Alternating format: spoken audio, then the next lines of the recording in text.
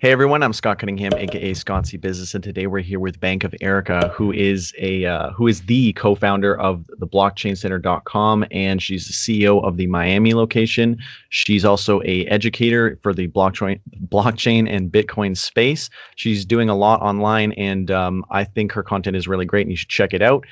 But enough from me. Let's hear from her. Would you like to just introduce yourself? Yeah, for sure. Hi to everyone who is meeting me for the first time, and welcome back to those who already know me. My name is Eryka Gemma. I co-founded the Blockchain Center here in Miami, and we have a location also in New York City. You guys have may been first familiarized with the Blockchain Center on the Netflix documentary Banking on Bitcoin. The first Bitcoin center specifically opened up in 2013 within 100 feet of the New York Stock Exchange with Nick Spanos. We decided to, reach a broader audience and rebranded into the Blockchain Center with our Bitcoin Center morals still at heart. I personally, a little bit about my background, I campaigned for Ron Paul back in 2012 when I was a teenager. Just got completely enamored with this idea that just like an actual understanding of government and how it works, because a lot of the times we see what happens on TV, but we don't really understand what's going on. So Ron Paul was the first person to make sense to me, and he is what introduced me to Bitcoin and pushed me down the rabbit hole to begin with. And then after that, I started working in I went to school at a school called Embryville Aeronautical University in Daytona Beach. Go Eagles. I have my private pilot's license and still have a deep love for economics. After college, I started working for the aircraft trading and leasing industry for a pretty big bank. Worked for a classic bankster who, Lehman Brothers falls, he makes $50 million and everybody's happy. So kind of really continued to wake me up to just the fallacies of the banking system and how we have a lot of crony capitalism going on. So when I reconnected with Nick Spanos back in this world, he, myself, and my business partner Scott decided to open up a blockchain center to revive the Bitcoin Center that had died because of the BitLicense. Obviously, regulation has its own problems. And now here we are today. The Blockchain Center considers itself to be an onboarding resource for normal people who want to navigate the cryptocurrency space, as well as provide crypto companies with opportunities to reach dedicated clients who are already interested. I do, since coronavirus, have been creating some educational content online. Think it's time. Coronavirus is forcing me to do stuff online instead of in person. If you've ever been to one of our parties in Miami, I'm sure you had a lot of fun. Awesome. Yeah, that's quite the rap sheet. Tons of stuff you got going on. So let's kind of dive into that. Just before all of that, when did you actually get into cryptocurrency originally? Like what year was it, and what was the story around first getting into the crypto space? Yeah, so I learned about it first in 2012 because I was surrounded by libertarians all the time. But it's kind of like when you're in a abusive relationship and then you get out of it and then you brain dump everything, right? So I found out that we were in a very abusive relationship with the state. And after Ron Paul lost, brain dumped everything, moved to Florida. And then just kind of forgot. I was still involved in economics. But then when I was working for a bank called CIT Bank, the CEO at the time was this man named John Thane. He is a legendary banker, did the merger between Bank of America, Merrill Lynch. There was this one day where he did a conference call with all of the young new hires. And at the end of the conference call, it was a video conference call, he asked, Q&A time. And so I was racking my brain for a really good question, and I remembered Bitcoin. And so I asked him and everyone, what do you think about Bitcoin? And he and a couple other people in the room laughed at me. So that was the time where I was like, okay, I need to really relook into what this is, and went back down the rabbit hole. Yeah, that makes sense. Yeah, because I guess especially in that time, there's a lot more skepticism than there is today. I mean, there's still a lot of skepticism, obviously. Um, but in terms of Blockchain Center, do you just want to give a little bit more information? What's that all about? What do you guys do? Feel free to elaborate. Yeah, so Blockchain Center is a resource hub for companies that want to get onboarded into the crypto space. So we do have consulting services. They are not financial advice services, but many times people have never seen a public key or a private key or a seed phrase before. And there's a lot of confusion surrounding that. A lot of people they just don't know how to buy. So we do handhold people through those steps. We used to do in-person classes, but now because of coronavirus, everything's been moving online. So you can book time with us via our website. We are doing like 15-minute free consultations and then building out to where we want to get people comfortable, with their assets in safe places, and also, the best growth opportunities for their risk appetite. It's not financial advice, it's more navigating the crypto ecosystem, but we do make sure that we can pair our customers, the normal individuals, with clients who are people within the crypto space that need exposure to individuals that are looking to expand their portfolios into crypto. So it's kind of like a matching service, I would say, in that sense. Another thing that we do at the Blockchain Center is we're growing out a lot more media stuff. So Tuesdays, we have Trading Tuesdays. This is being filmed on a Tuesday, so we have an interesting one tonight. Just reading charts, technical analysis. If you've been watching my show with Ty Blackburn of FOMO Hunt, then you definitely are up on your holdings. And then on Wednesdays, Eric Manganaro hosts a Dev Wednesdays show. So this is free information for people that want to become blockchain developers. He does some shows like, for example, how to host your own shitcoin on Uniswap. He talks about creating smart contracts, using Python in a Blender, very, very, very intricate developer content that can help people, and it's free online. On Thursdays, we will do, I call them Thursdays on the Block, where we'll have institutional people, and it's very interesting to see the big names that come on. I've had ex-CEOs of NASDAQ. I've had the only woman who ever ran the Federal Trade Commission. I have people who are top 50 in women in tech by Forbes magazine. So Anna Ginsberg, who runs that show, is very well connected, and she brings a lot of high quality content on there. Nick Spanos and I will do occasionally shows. So yeah, there's the consulting, there's the media, and then last but not least, we do have an education portion that's running right now with UC Berkeley. We have a UC Berkeley professors who are teaching people about blockchain. You will get a certification at the end of the course, and it's really not technical. It's more from a business and legal perspective. The main professor, Professor LeBlanc, he advises governments on blockchain stuff. So we are very, very lucky to have him. All of that information can be found on our website at blockchaincenter.com if you're interested in any of those things. Awesome.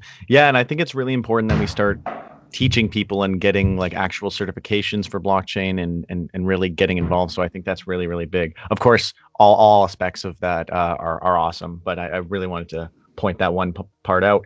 Yeah, so, and we do have scholarships too for students that are not able to pay the amount for the 4 to 6 week course. We do have scholarships available. So you can also apply on our website. Awesome.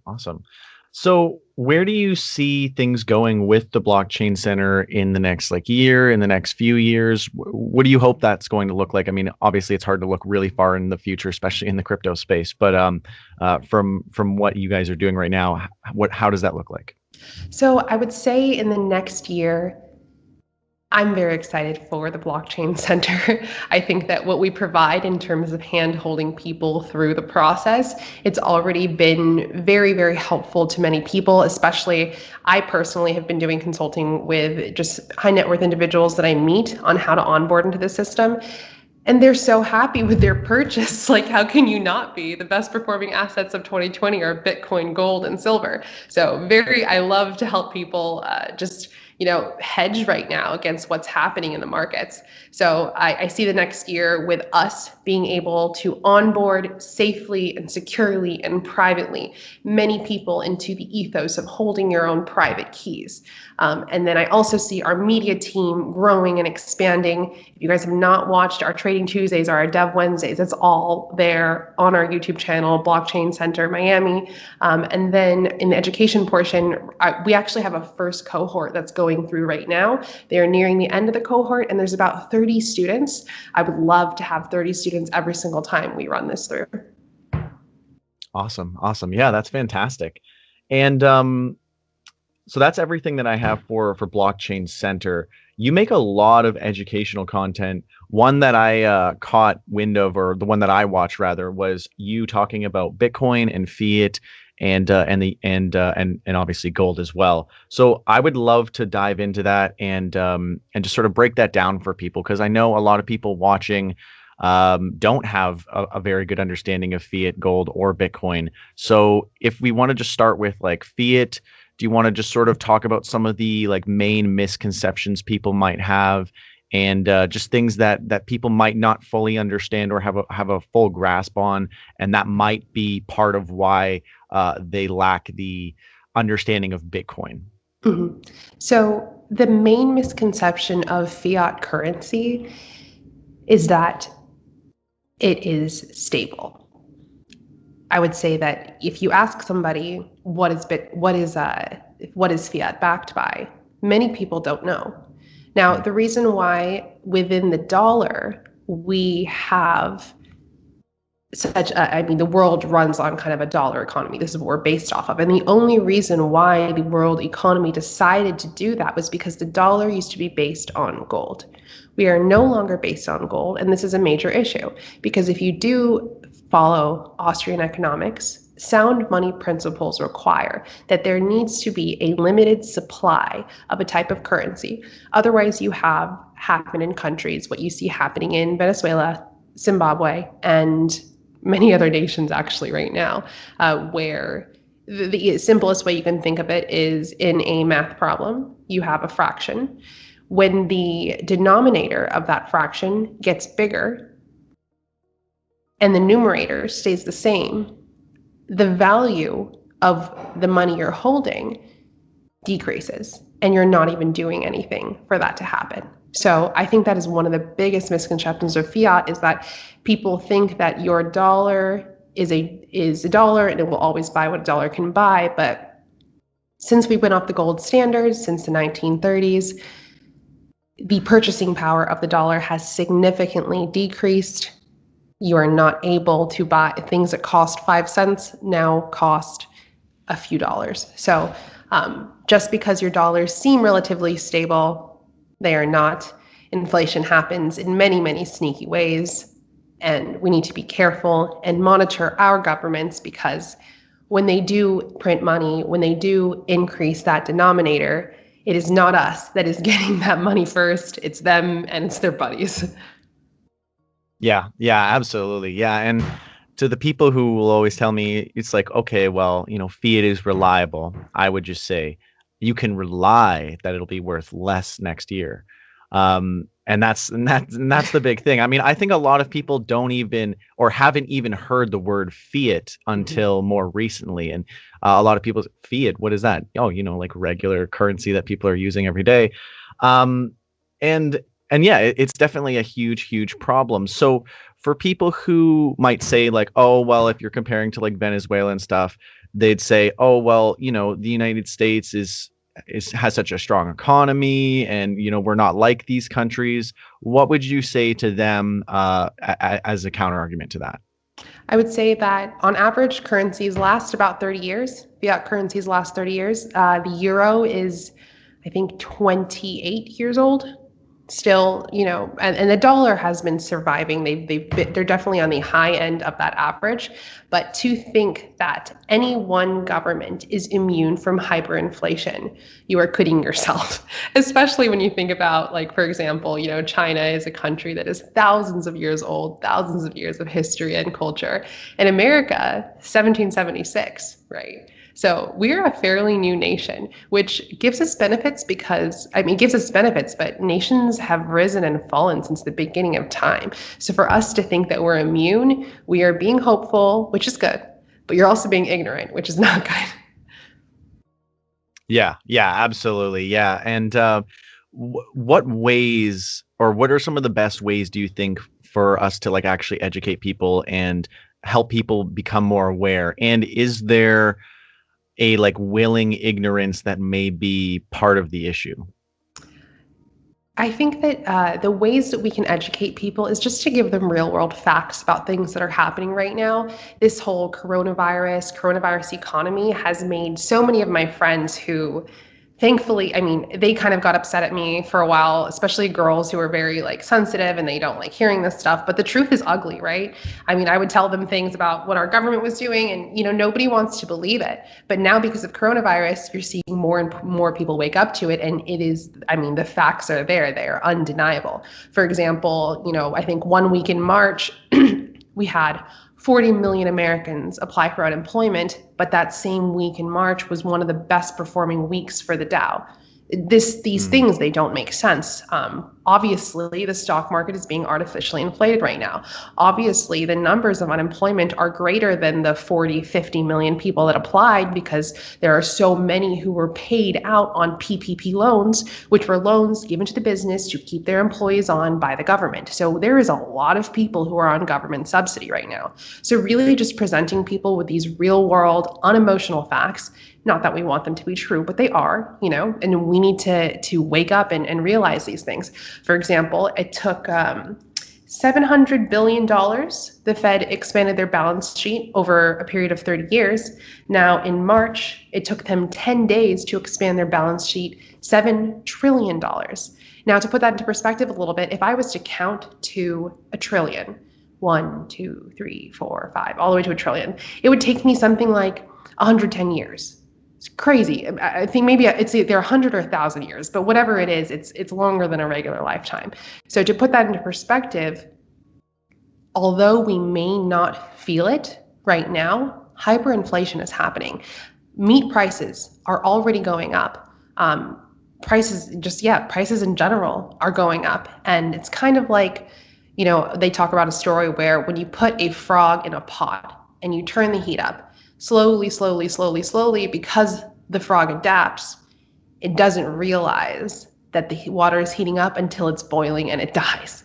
So this slow progression, we cannot think that our country is immune from it, especially with all of the money printing, all of the corporate buybacks, everything that's happening on the back end. This stuff is real, it's documented. And, some of the skeptics, most of the skeptics, they live in the United States. We come from a very privileged perspective where we do have a relatively stable economy. I love the United States. We are one of the best nations in the world, one of the strongest economies in the world still to date. But as we know, market manipulation coming from central entities, this is where a lot of the problems come from. A lot of black swan events come from too much government manipulation. And personally, if you watch worlddebtclock.org, you can see how much debt our country is in. In January, we were at 22 trillion. We're at about 26 trillion now. So be very careful where you are storing your wealth because your purchasing power of your fiat money is decreasing. Mm-hmm. Yeah, and I think it's so important to frame it in like telling people like imagine you go to work and you work 40 hours and they're like, okay, well, we're just going to pay you for 36 hours. And you're like, wait, why? And it's like, well, every year we pay a little bit less, but they just obfuscate it so it doesn't actually feel like that. And that's, I think a lot of the issue is really just in the obfuscation of that knowledge and having that awareness. Yeah, So one so what are example. some sorry, one example I tell people is like, and I try to make it funny. I try to make this entertaining for the young people. But like one time I got a bag of chips. They were like hot Cheeto Funyuns, delicious if you've never had them before. But I opened this bag of chips and there was like only a few chips in there, right? And so this is this idea of, okay, maybe we're not going to raise the prices, but in terms of quantity, we're going to give you less. We're going to cut the bottoms out of peanut butter jars so it looks like the same size jar, but in reality, we're giving you less. So that Yeah. obfuscation, absolutely true. Yeah, absolutely. I see that all the time when I go grocery shopping now. All of the like bottoms or are like raised, or they're making ways to just give you less whatever you're buying. So yeah, and there are always going to be different ways. So what are some ways that people can sort of counteract this and stay vigilant and educate themselves and just kind of keep ahead of all these things that are happening? What are some ways that people can do that? So, stores of value that have been around for decades are things like gold and silver, precious metals, right? These are places that they are not tied to one country's economy, and they often are hedges where people will save their wealth because there is volatility in their fiat, in their national markets. Now, we are in a beautiful, beautiful time in life where we have a cross section between technology and money. This is Bitcoin. So Bitcoin is this digital gold. Bitcoin is this innovation that takes all of the properties that make gold good money and it makes it technological, it makes it liquid, it makes it easy to move in and out of. And it also makes it so people in this age, as long as you have a cell phone and a Wi-Fi signal, you are now able to participate in a global monetary system. So for example, if you wanted to buy gold, the on-ramps to that are pretty tough. Also, it's like you have to take delivery of it if you're a person who wants to believe that you actually have the gold and you don't just have a piece of paper that says you have gold, but the bank doesn't actually have it and they sold it to somebody else. So Bitcoin really is a great innovation for storing your wealth, and you can be confident that the wealth and the Bitcoins that you have are safe in your wallet because the blockchain is an immutable and like publicly audited ledger. Also, when you have 70% of the world that doesn't have access to a bank account because, for whatever reason, many third world countries, in second world countries, people don't have access to a bank account. And these people are intelligent, they're business people, but they cannot participate in a global financial system. You now have the ability for people to do that with just a cell phone and a Wi-Fi signal. So I think that we are at a really great crux of time, especially if you know about Bitcoin, especially if you've been holding it for a while, to really make some changes because, the best performing assets of 2020, gold, silver, Bitcoin. This is where you want to store your wealth, where you want to save your wealth, especially in a inflationary economy like we have in the United States. Yeah, absolutely. And another thing is that it also protects you against, censorship from financial censorship from something like PayPal or all these different mediums of payment that we have. So speaking of censorship, I want to just dive into this a little bit. You mentioned that you and some other crypto influencers were actually censored on Instagram, and you still haven't been able to get your access back. So I'd love for you to share that with everyone because we also talk a lot about censorship on this as well. Yeah, I tell people all the time, the modern day burning of books, it's search engine supremacy, right? Google results. By the way, Google, if you don't know what Google means, Google is the largest measure of numbers. So like it goes billions, trillions. Google is somewhere down the line, but it's the largest measure of numbers that we've given a name to. So Google is the modern day burning of books because let's say that you have a lot of information on a specific topic. Someone types into the Google search bar what they're looking up for, and Google, if they do not like the information that you provide, will ensure that your results show up on the 25th page that no one's ever going to find. So they're not really censoring you, but they're positioning it in a way where their information will come to the top. So we have Google definitely being like an arbiter of truth right now. Google is a verb. We Google something. So it's interesting to see now Google, Amazon, Facebook go before Congress. But yeah, so censorship, what happened in that situation was myself and 3 other ladies were on a show just talking about, Bitcoin, blockchain stuff. They are actually influencers. I'm getting more into the online scene, but normally I'm just like I like doing things in person. But now the weekend after our show, all 4 of us got our Instagram accounts taken down.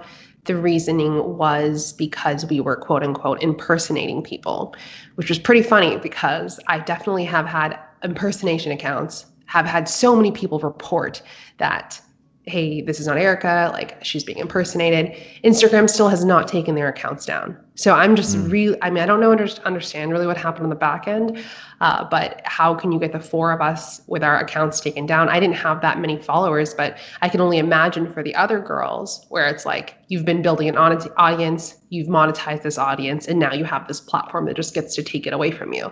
Completely not okay. There needs to be some type of legal recourse, especially when it involves your business.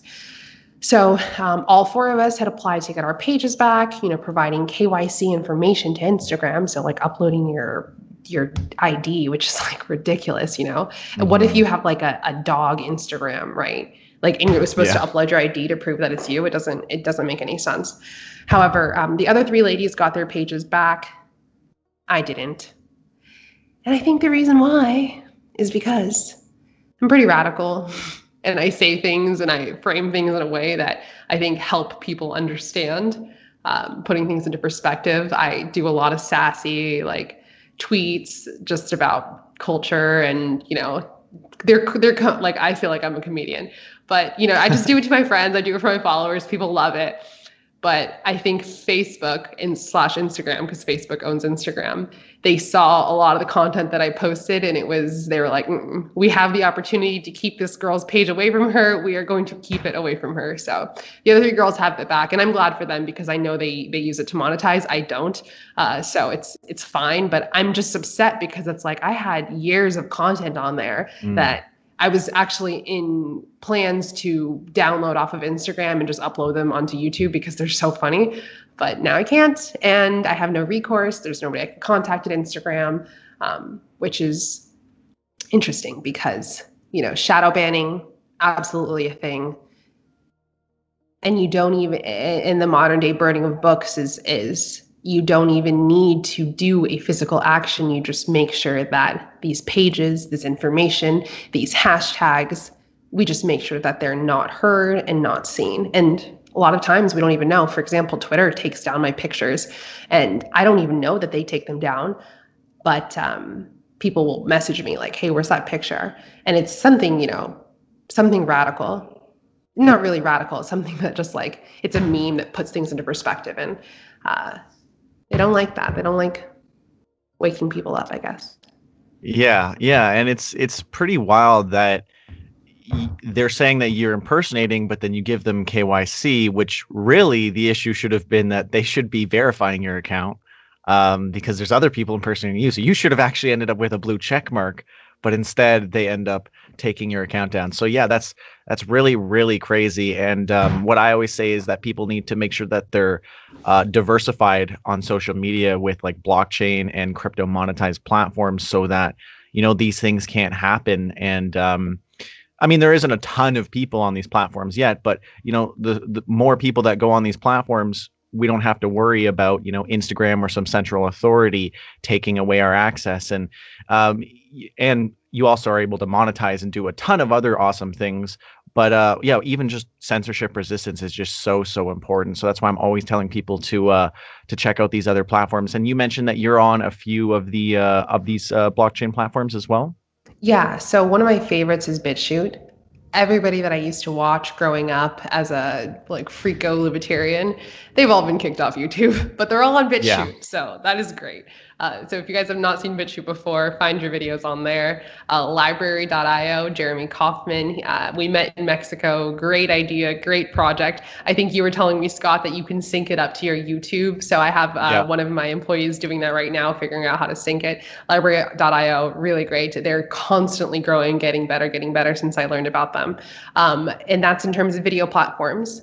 In terms of kind of like your social Twitters and Instagrams, I use float.app. Also, a lot of anarchists, a lot of open-minded people are on that platform. Love it. Aaron Nakamoto, shout out to you. You're a great community manager. Angel Robinson, also really great. You guys are smart to bring those girls on. And then in terms of other platforms, Hive, Drew Tang at home or Drew Tang at work, whichever one, on Twitter. He was the one who recommended me to Hive. Hive seems really cool. I think that I have a little issue though, because I signed up for Steemit back in the day and I used my Bank of Eryka normal screen name, and I'm trying to sign into Hive, but it says my screen name is taken, and so I got to figure that out. Oh yeah. Essentially what happened was when Hive was created, it just duplicated everything from Steam. So it should be the exact same private key to log into Hive as it was for Steam, and all of your Steam will be duplicated into Hive as well. So you'll have the equal amount of Steam in Hive. Okay, yeah, very cool. Thanks for letting me know. Except the problem is, when I copied my private key over when I created a Steam account, for some reason it was like, this is wrong, and I'm like, there's no way this is wrong. So I've actually been locked out of my Steam account, so it's okay. I'm just going to do Bank of Eryka with Oh, two wow. ways. Yeah, it's fine. It's not a Jeez. big deal. But Yeah, that's the thing about blockchain, right? Got to keep those private keys safe. If yeah. Do you know if Yeah. they have translated their private keys into seed phrases at all? Because that's much easier.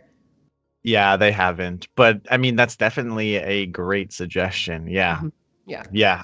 Yeah. So I'm on like a million platforms. If you find any platform that touches the blockchain, you'll find me under Scott C Business there. But yeah, there's a crazy amount of censorship and stuff going on. I really hope you eventually do get your account back, or some sort of recourse at least for Instagram. But fingers crossed. You also wanted to talk about DeFi, so let's dive into that a little bit. What are some projects that you're following right now? What's got you excited about DeFi? Yeah. So decentralized finance. What's got me excited? This is maybe not a good. There's I too don't know. much.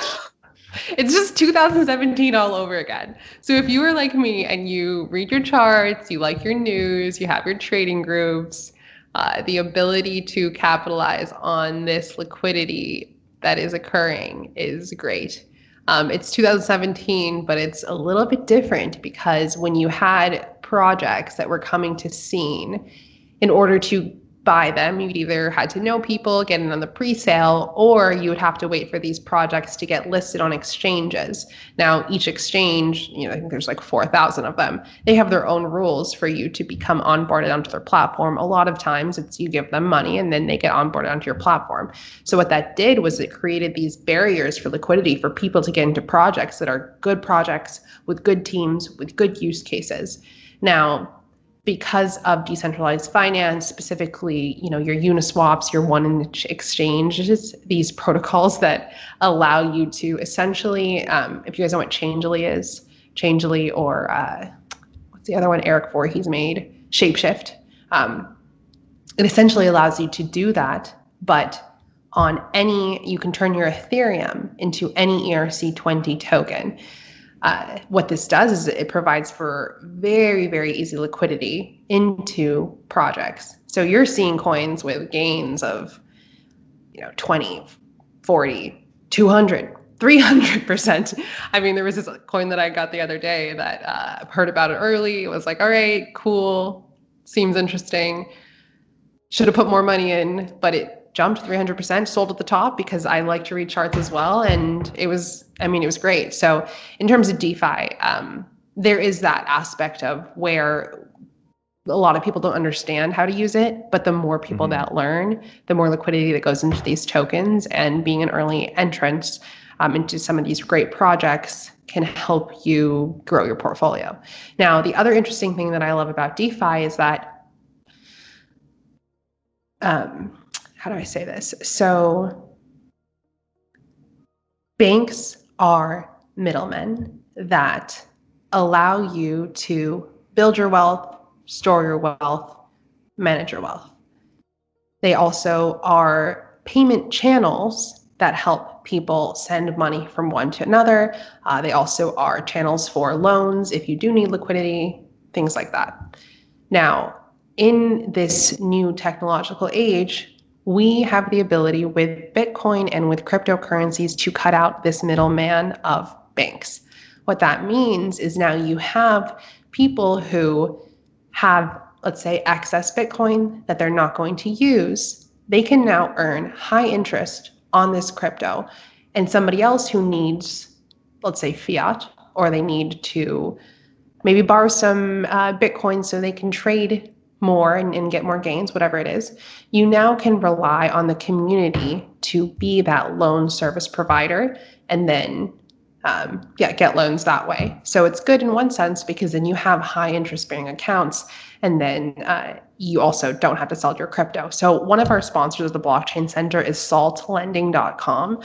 Salt is the original stablecoin. I'm sorry, they are the original crypto backed product. So let's say that you have a lot of Bitcoin, but you need dollars and you don't want to sell your Bitcoin because who wants to sell? I mean, we know the price potential is crazy. So what you can do is they will give you a loan that is backed by your crypto. They will hold your crypto for you. They are insured, so you don't have to worry about that side of things. And then you get your dollars and you pay your loan down. What's interesting about this is if Bitcoin appreciates in the way that we think it's going to appreciate, your loan is eventually going to be only paid off by a portion of your Bitcoin. And also what's great about Salt is that they do Bitcoin and they also do Ethereum. And then if you're interested in doing other coins, they work with you to use that as collateral for you to get some liquidity. They'll either give it to you in a stable coin or they'll like direct deposit into your account. But this is a really great option that cuts out this middleman of banks. And I promise you, the rates on Salt lending and the rates on decentralized platforms, they're much, much better for the consumer. Also, they don't do not background checks. Of course, they do background checks. They do KYC. They have to be legally compliant, but they don't do credit checks. Now, I could rant forever about credit scores and how they are not, I could rant forever about how bad they are for us, but they don't do credit checks. As long as you have that collateral, but you can get liquidity on your crypto. Yeah, that's awesome. And yeah, I lend stable coins on a few different platforms just to get passive income from crypto that way. And I love DeFi for staking, all these different ways to earn passive income. I'm so enthusiastic about being able to put your crypto into work to making more crypto. I mean, aside from just it appreciating a ton of already. So, that's fantastic. And yeah, there's so many awesome DeFi projects. I really encourage everyone watching to, look into the space and just kind of go down the rabbit hole because there's something there for everyone. Are there any other cool projects that you're looking at or things that you want to mention in DeFi? Yeah, sure. So not necessarily DeFi, but one project that I'm really looking at is Zap Protocol. This is oracles. As you guys probably know, oracles are the hot things to buy right now because one of the problems with blockchain is garbage in, garbage out, meaning that yes, a blockchain is immutable. Yes, you put information on there and it comes to before it gets inputted onto the blockchain, it comes to consensus, which is great. But if you're putting bad data in there that can't be removed, then it doesn't matter, right? So you need oracles to be able to say, let's say, for example, you have a smart contract that says that here's a general one. You have a smart contract that says that, okay, we make a bet that Florida, let's make a bet on the presidential election. Let's get a little political here. We make a bet on the presidential election and the smart contract will distribute, we lock our money into a smart contract and we'll distribute it once the election results come in. You need a third party oracle to designate to the smart contract who won, so that way it will ping who gets paid out. So this idea of oracle projects being built in the real world to bring real world data onto the blockchain, you're going to see some of these projects grow very quickly. Zap protocol is one of them. They also a lot of great features. I don't want to talk too much about it yet, but there's definitely a lot of great features. They're the only cryptocurrency with a bit license backed into them. They use bonding curves, so you can have token generation within Zap. They are ERC20 tokens, so you can use Uniswap or your 1inch exchanges to get into them right now. They currently are, I think, about 19 cents. And before the great bear market of 2017, they were at $1.20. So Nick Spanos is also he plays a very important role in Zap, and he does good work, always ahead of the game. So looking forward to that. Another thing that I look into, well, I'll just tell you, last night I bought a bunch of this token called Keep, KEEP, and look at that. It's kind of like a Uniswap type of thing for Bitcoin into ERC20 tokens. They have this thing called TBTC, so it's their first app, but I'm interested to see what these guys come out with. But those are the only two that I would say I'm following. Of course, I do love Bitcoin. I think that another great token, if people are interested, is Litecoin. I kind of never really understood the Litecoin is the silver to Bitcoin's gold. But I think I understand it now because Litecoin is faster. So if you didn't, and it is proof of work. And so it is like if you need to send things quicker with less fees, Litecoin is going to be a great option for that. I think that's a good long for people. And then one other thing that I do recommend to people is Brave. The Brave browser was created by Brendan Eich, I'm pretty sure. And he is the creator of JavaScript. And he also created the Mozilla Firefox browser. But I personally use the Brave browser, blocks ads, makes it so like, when you use your Google Chromes, data is more expensive than oil. So know that when your G Suites, your Google Chromes, your Google Docs, these tools are great, helpful, amazing. Personally, I use them, right?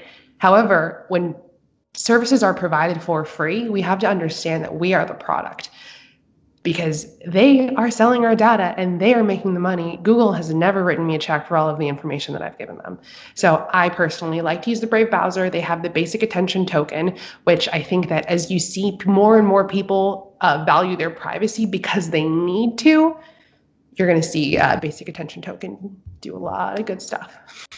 Yeah. And I use Brave browser all the time. You get tons of free money just for allowing ads if you want to allow ads. And I think that's fantastic. So yeah, there's a ton of great use cases for that. And there's also Brave creators. So any creators can sign up for that as well. Oh, really? And yeah, so if someone goes on your YouTube or your Twitter, you'll have a little pop-up that would say, hey, do you want to donate to Eryka? She's a Brave verified creator when they're on your Twitter or your YouTube. So I think that's really awesome too. And they have the option to auto contribute, meaning that once they're done watching their video, if they're so inclined, it'll just automatically send you, the creator, a tip.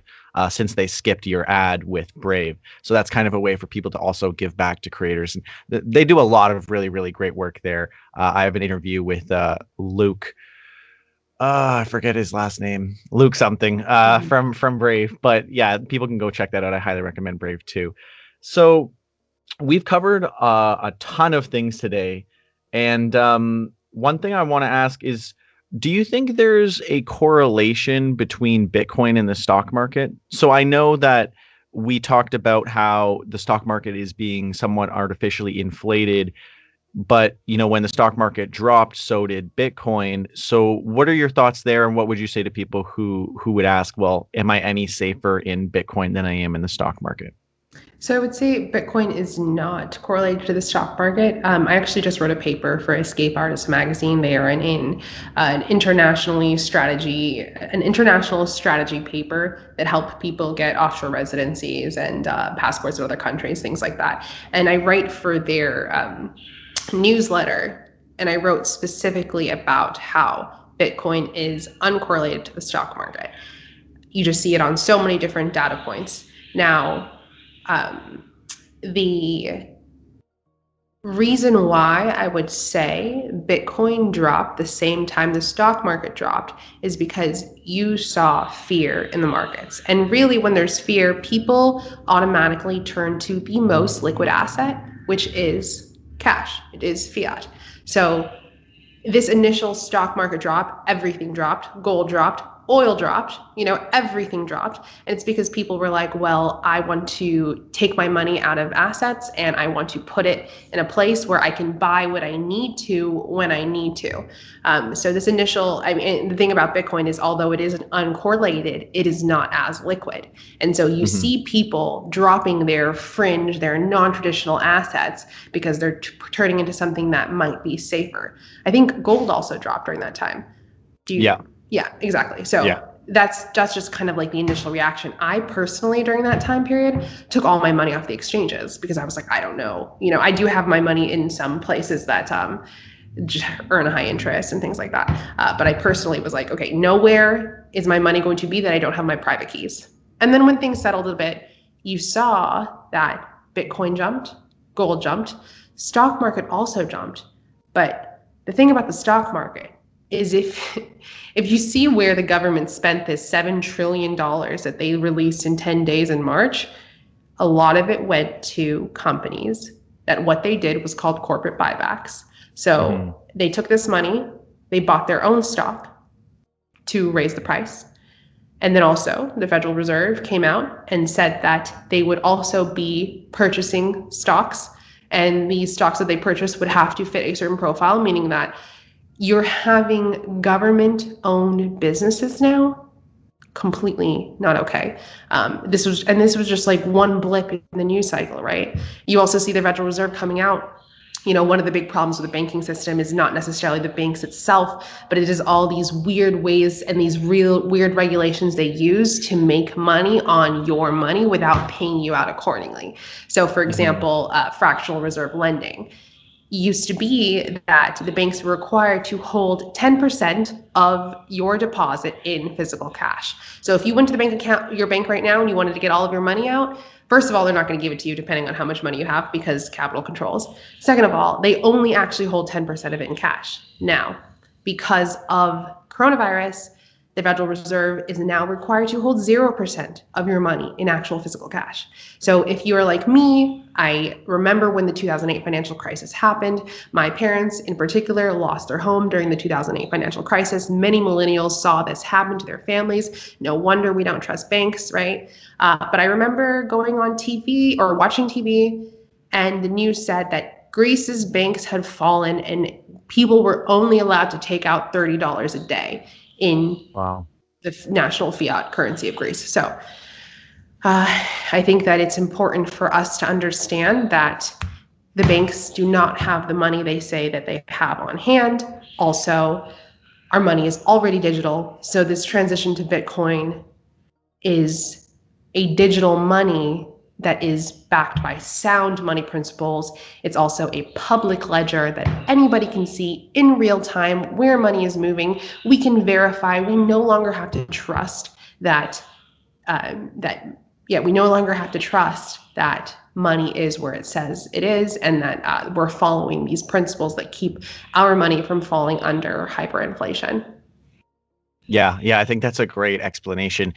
And given how technical everything is and complex, do you think that maybe is it something that everyone needs to eventually understand, or is it kind of like the internet where eventually, because most people don't even know like what an IP address is or like how DNS works. So like I think like, well, my hope is that blockchain will eventually just become like the way the internet works, where it's like it's not even something that you're really super aware of or thinking about as you use it, and you can just kind of use it without having all these, without having an in-depth understanding. I mean, children can use an iPad and use just voice to get around. Like even infants can do this. So will we see a point with this happening with blockchain, or do you think we'll still have to have like some sort of technical understanding, and where is the like medium between those two?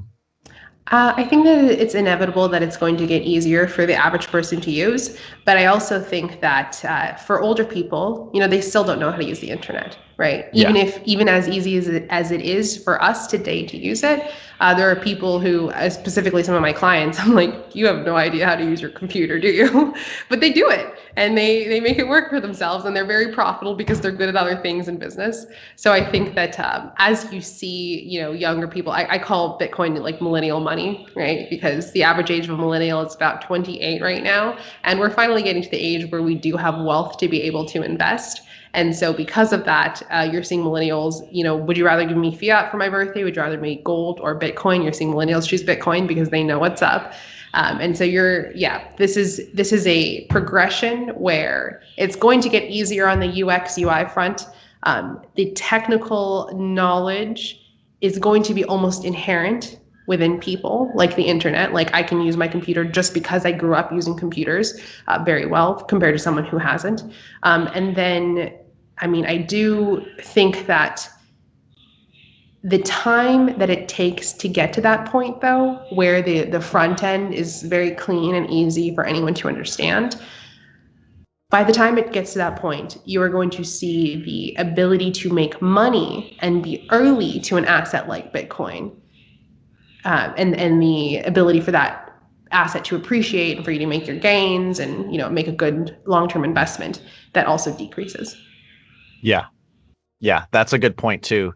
Um, it's like, if you invested in the dot com bubble before, it was a big bubble. I mean, obviously Bitcoin is a lot more sound than investing in a domain, like 20 or 30 years ago. But yeah, I think it's really important that people at least know that it's going to get easier. So like people who are skeptical now, thinking it's too technical, at least they're aware that it's going to get better, it's going to get easier. Like something that I really like are crypto domains. So like ENS or unstoppable domains can let you sign up. So for example, I have like scottcbusiness.crypto and scottcbusiness.eth.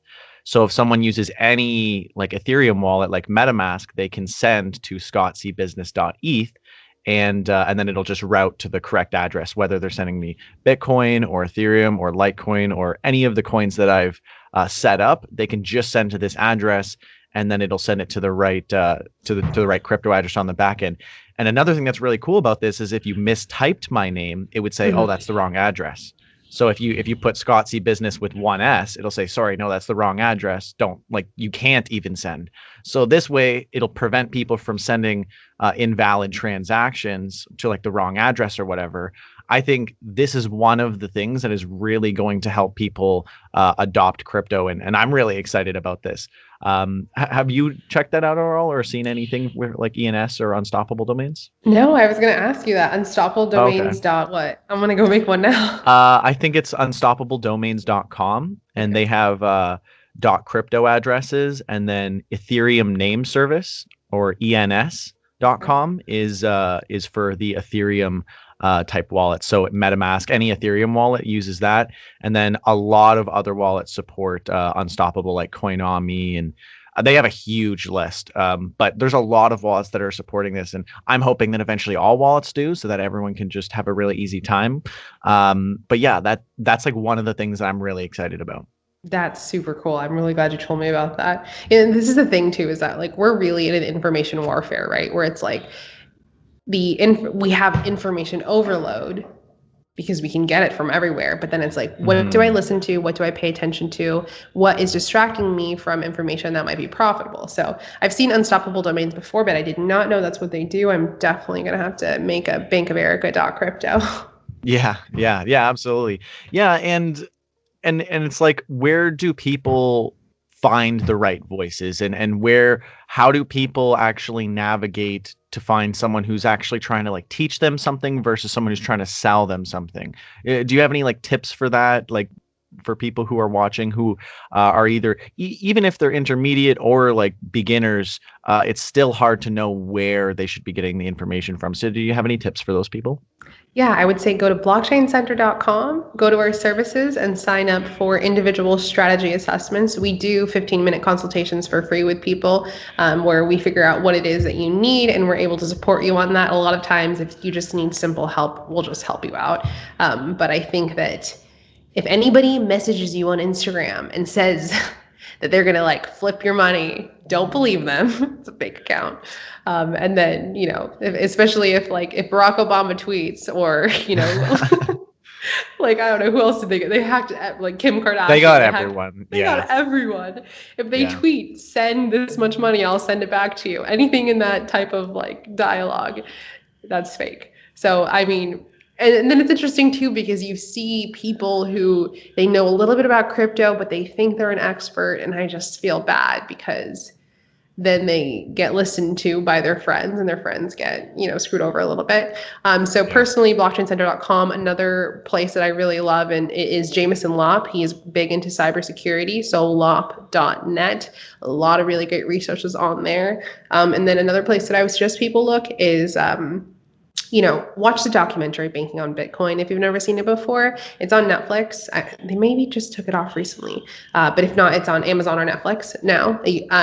Watch that. Gives you a good framework of the why. This is not just a chance for people to make money. This is a financial revolution that allows us to operate outside of these third-party systems that are screwing you. Really, they are. And maybe we don't feel it, but they really are.